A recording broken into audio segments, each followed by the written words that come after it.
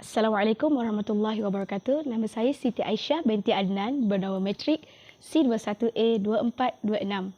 Pertama sekali saya ingin mengucapkan terima kasih kepada pensyarah saya, Encik Saifuddin bin Muhammad, kerana sudi mendengarkan pembentangan saya pada hari ini. Hari ini saya ingin membentangkan mengenai gamelan Melayu. Pengenalan. Gamelan adalah salah satu alatan muzik tradisional yang berasal dari Indonesia dan kebanyakannya terdapat di bahagian Pulau Jawa. Gamelan terdiri daripada beberapa jenis alat muzik.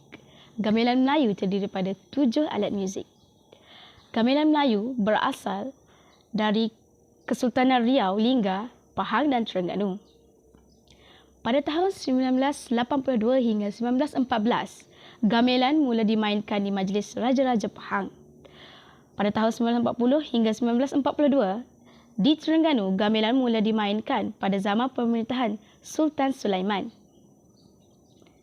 7 set alat muzik yang terdapat dalam gamelan Melayu. Pertama, gambang. Gambang sebuah xylofon kayu. Gambang terdiri daripada salah satu keluarga idiaphone. Gambang merupakan alat utama dalam gamelan Melayu dalam menghasilkan bunyi dan melodi. Terdapat sepasang pengetuk ataupun dipanggil penabuh yang diperbuat daripada tanduk atau rotan yang digunakan untuk memukul gambang bagi menghasilkan bunyi dan melodi. Kedua, keromong atau dikenali sebagai bonang. Keromong atau juga dikenali sebagai bonang, terdapat sebuah bonang yang disusun dalam 2 baris. Merupakan alatan muzik yang utama dalam gamelan dan menghasilkan bunyi melodi. Bonang diperbuat daripada campuran tembaga. Bonang diketuk menggunakan sepasang pengetuk yang diperbuat daripada kayu yang dibalut dengan tali dan kain pada bahagian hujung. Ketiga, sarung kecil atau dikenali sebagai sarung barung merupakan salah satu set metalofon yang terdiri daripada 7 bar gangsa dan diletakkan di atas satu bikar bar bergema ataupun rancak. Terdapat sebuah palu atau dikenali sebagai tabuh yang diperbuat dari kayu yang digunakan untuk memukul sarung. Saiz sarung barung lebih kecil berbanding sarung demong. Keempat, sarung besar atau dikenali sebagai sarung demong. Terdiri daripada 7 bar gangsa, diletakkan di atas bingkai bergema atau rancak.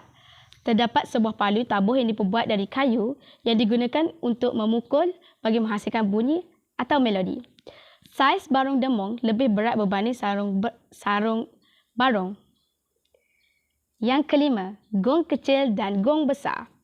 Gong kecil dan gong besar berbeza dari segi saiz. Gong diperbuat daripada logam seperti gangsa, tembaga atau besi dengan menggunakan teknik acuan. Kedua-dua gong ini digantung di sebuah rak kayu yang dipukul menggunakan pemukul yang diperbuat daripada kayu yang dibalut. Gong dipukul di bahagian busuk yang melengkung keluar menonjol di bahagian tengah. Kayu palu atau alat yang digunakan untuk memukul gong diperbuat daripada kayu dengan bahagian kepalanya berbentuk bulat dengan alas berat pada pemegang kayu yang pendek. Keenam dan yang terakhir, kenong. Sejenis alat yang diperbuat daripada gangsa berfungsi sebagai alat kolotomik dalam gamelan. Mempunyai panjang dan lebar yang sama. Terdiri daripada 5 buah gong besar sederhana. Kenong menghasilkan bunyi yang lebih kuat berbanding bonang. Penutup. Gamelan merupakan alat muzik tradisional yang perlu dijaga oleh generasi yang akan datang bagi mewarisi warisan negara kita. Generasi belia perlulah mengambil tahu dan mempelajari cara bermain gamelan agar warisan ini tidak pupus ditelan dek zaman. Sekian, terima kasih daripada saya.